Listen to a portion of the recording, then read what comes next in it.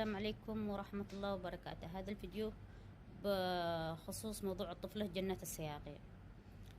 دائما احنا السباقين في اي قضية ومساندين ومناصرين لأي مظلوم، ما بالك وهي احد قريباتي المعتدى عليها او الطفلة الضحية. طفلة لم تتجاوز 9 سنوات يقوم باغتصابها الجاني احمد حسين نجاد. تلاعبوا بالقضية لها 5 أيام، وهم عبر الأوليات والحيثيات وصلت للنيابة.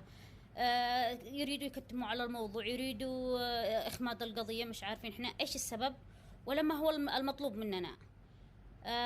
أنا أهلي داخل صنعاء، قد ربما هذا الفيديو يسبب لهم الضر، بس أنا مضطرني أطلع أتكلم على من بيتسول له نفسه، سواء كان في التعليقات أو في الإساءات، أو يقول لك ليش الأب ما ياخذ بحق بنته ويقتل.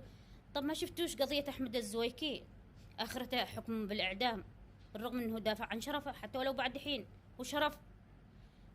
الآن القضية وما فيها أنهم يشتوا الحوثيين أو بعض المتسلطين من بيدعوا أنهم مسيرة قرآنية وهم مسيرة الشيطانية مع الأسف.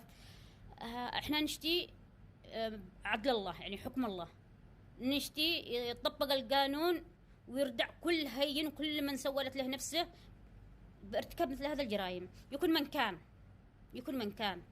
اللي أثارني واللي يغضبني واللي يزعجني وخلاني أطلع أسوي هذا الفيديو البيان حق وزارة الداخلية حقهم، بيان مضحك، بيان مقزز مقرف، مثل ما هم يقول لك إيش لقد تم ضبط الجاني المتهم بالتحرش وبمحاولة الاغتصاب.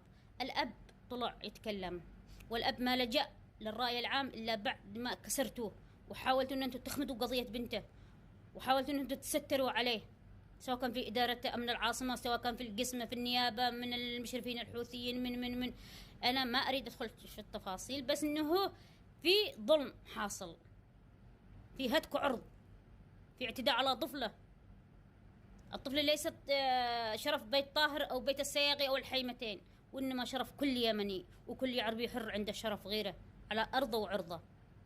أعراضنا تهتك وتسلب، عيني عينك والحوثيين هكذا لله في لله. على إيش هم يريدوا تكتيم القضية؟ ليش؟ خلاص اعترف الجاني إنه كانت قولة نزوة.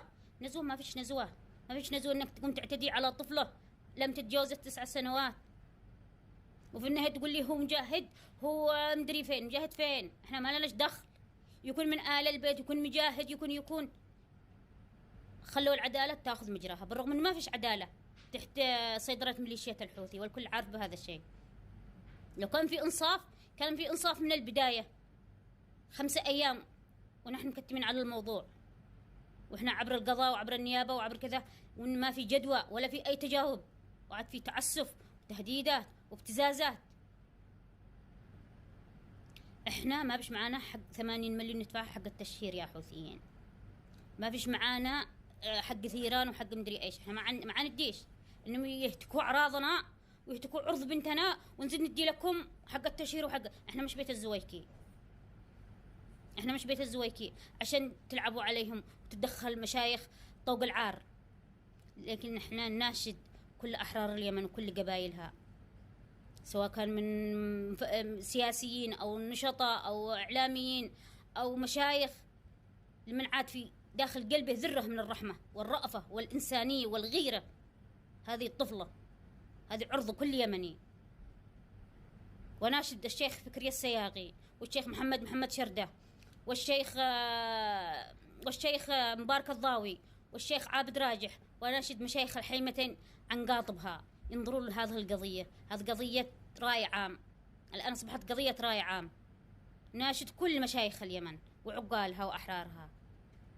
ما يجيش الحوثي كل ما حصلت من قضية الحوثي يتستر بها ويتستر عليها ويتستر على الجاني. أهلي داخل صنعاء كلهم تريدوا يا حوثي تجروا أهلي لمحارق الموت، بعيدة عليكم.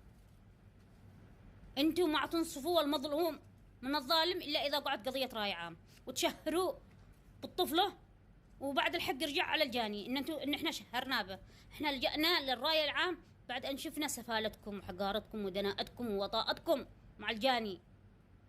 بيان مخزي زي وجيهكم، بيان مخزي. عاد انتوا تستحوا، عاد انتوا يعني تخجلوا من الناس، او لما بلا فضايح. احنا ما عرفنا بهذا الاشياء وبهذا الاغتصابات وبهذا الجرائم الا في عهدكم وفي عهد دولتكم قولتكم. عاد انتوا تقولوا دولة ايش؟ دولة العهر والخزي. اناشد كل احرار اليمن بالوقوف الى جانب ابو الطفلة، غض النظر اني قريبتي او مش قريبتي. طفلة حصل اللي حصل، والجاني اقرب ما ارتكب من خطأ ومن اغتصاب، خلوا القانون ياخذ مجراه. هذا اذا في قانون ماشي.